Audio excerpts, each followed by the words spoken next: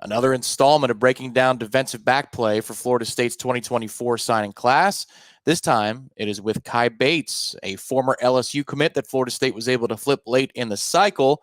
Alongside Dominic Robinson, the lead football analyst here at Warchant TV, warchant.com. My name is Tom Lang, and these features are specific to breaking down what we see on the clips from high school players and using Dominic's expertise to project what they can bring to the table at Florida State in the years to come. So, Dominic, when you look at Kai Bates, this particular defensive back, what do you think? What do you see and what stands out?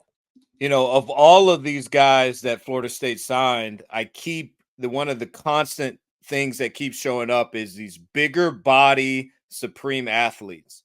I don't even know what his height and weight are. He definitely doesn't seem heavy, but you'll see his arms are incredibly long, and all of these guys, every defensive back that was signed, all have incredibly long arms. I mean, you could see in those white sleeves, you could see his arms are really long. So I see that.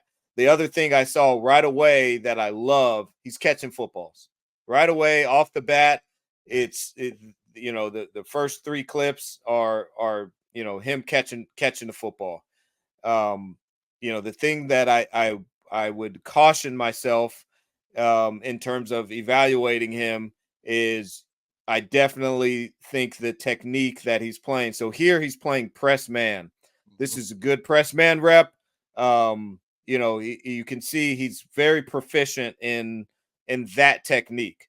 But a lot of his clips he's playing right there. If you can go back to the start of that, Ben, he's playing in a position that I call dead man's land. When you are not in press, but you're not in off, you're in dead man's land. So that's like anywhere past 1.5 yards and anywhere under 3 yards, you can't press a guy from there, and especially at the college level. And you can't, and you're not playing off, and you'll get ran by, and you see that wideout right there just ran right by him.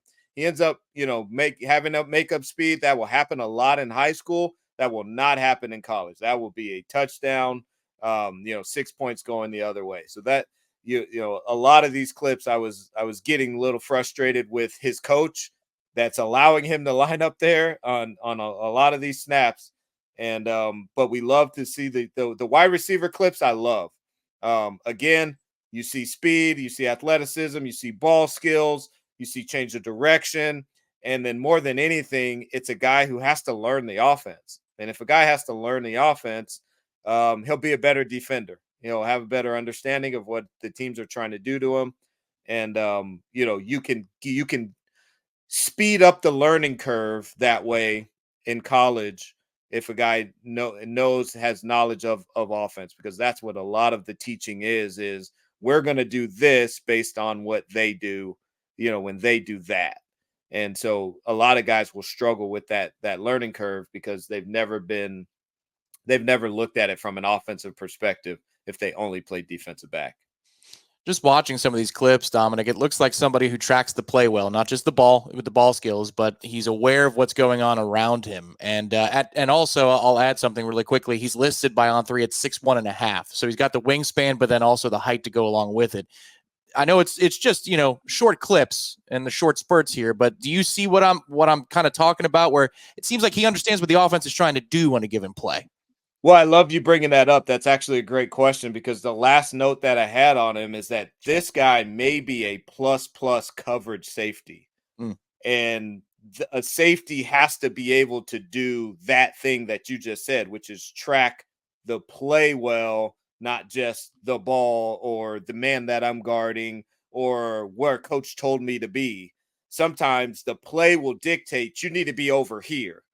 And that may not be the man that you're guarding, that may not be where the ball is going. If you're responsible for cutback, I can't run to where the ball is going. I gotta be back here in case it cuts back, type of thing.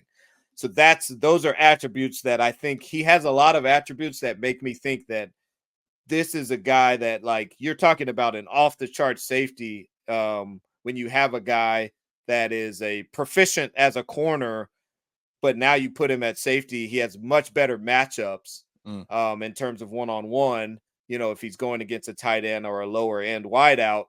and he has the ability to track the play and go make a play because he has great ball skills because he played offense, and he can communicate because of his offensive knowledge.